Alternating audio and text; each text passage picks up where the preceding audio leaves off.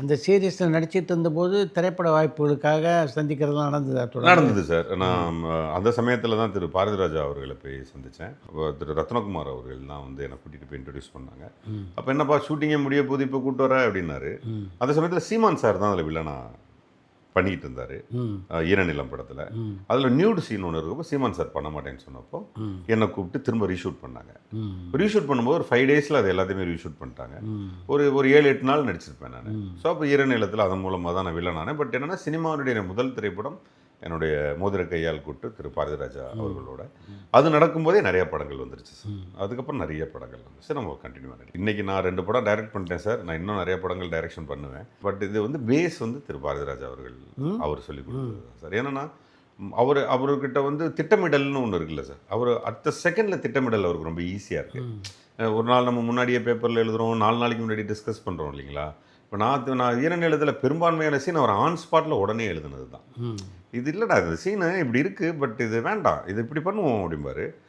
அவனை இங்கே வர சொல்லு, அவனை இங்கே வர சொல்லு, இது போஸ் இங்கே இது பேசு ரெடி அதுக்கு கேமரா இங்கே தனபாலனை ரெடி, ஒரு ட்ராலி போட்டு நல்லாயிருக்கும்னு நினைக்கிறேன். டிப்பால் டிமில்னு ஒரு 2 ஹவரில் ஒரு சீன் வேறு லெவலில் இருக்கும் அந்த சீன். ஆனால் அது பேப்பரில் இல்லை. அந்த அட் ப்ரெசென்ட் அதை ஒன்று பண்ணிட முடியும், அசம்பிள் பண்ணிட முடியும்னு அதீத தைரியம் அவர்கிட்ட இருந்தது சார்.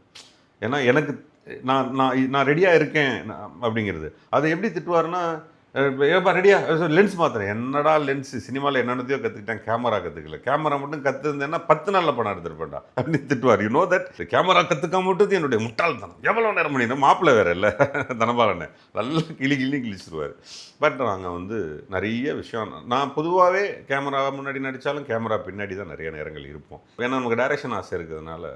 ஸோ பாரதிராஜா சார் அது கம்ப்ளீட்லி டிஃப்ரெண்ட். பட் நான் டைரக்ட் பண்ணும்போது நிறைய பேர் சொல்லியிருக்காங்க, அந்த டெக்னீஷியன் சொல்லுவாங்க, உனக்கிட்ட நிறைய பாரதிராஜா சார் ஸ்டைல் இருக்குன்னு சொல்லியிருக்காங்க. அந்த படத்தில் நடிச்சதுக்கப்புறம் உங்களுக்கு பல வாய்ப்புகள் வந்ததா சொன்னீங்க. எப்படி அமைஞ்சது அந்த வாய்ப்பெல்லாம்? அந்த படம் ரிலீஸ் ஆகிறதுக்கு முன்னாடியே பேப்பரில் பாரதிராஜா சார் படத்தில் போஸ் வெங்கட் வில்லனா நடிக்கிறான்னு சொல்கிறப்பவே படங்கள் வர ஆரம்பிச்சிருச்சு. அப்போ சேம் டைம் சீரியலில் என்ன ப்ராப்ளம்னா, சீரியல் பண்ணும்போது சினிமா பண்ணக்கூடாது, வேறு சீரியல்ஸ் பண்ணக்கூடாது அக்ரிமெண்ட்லாம் இருந்தது. But I break the agreements. அப்புறம் ஒரு சடன் டைமில் சீரியலும் முடிஞ்சிருது. சீரியல் முடித்தோடனே கரெக்டாக அந்த 1 இயரில் நமக்கு சிவாஜி வந்துடுது. சிவாஜி, தலைநகரம், அப்புறம் கரெக்டான பாதை அமைஞ்சிருச்சு சார்.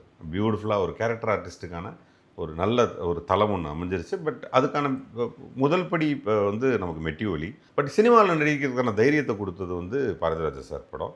பட் இவனை இனிமேல் ஃபுல் ஃபிலிம் யூஸ் பண்ணலாங்கிற நம்பிக்கையை கொடுத்தது சிவாஜி. அதுக்கப்புறம் இவன் ஒரு ஆக்டர் ஆகிட்டான், இவனை நம்பி சம்பளம் கொடுத்து நடிக்க வைக்கலான்னு ப்ரூவ் பண்ணது தலைநகரம். தலைநகரத்துக்கு அப்புறம் தான் சார் நான் சிவாஜியில் கூட சிவாஜி நல்ல சம்பளம். அது பெரிய பேனர் படம் இல்லை சார்.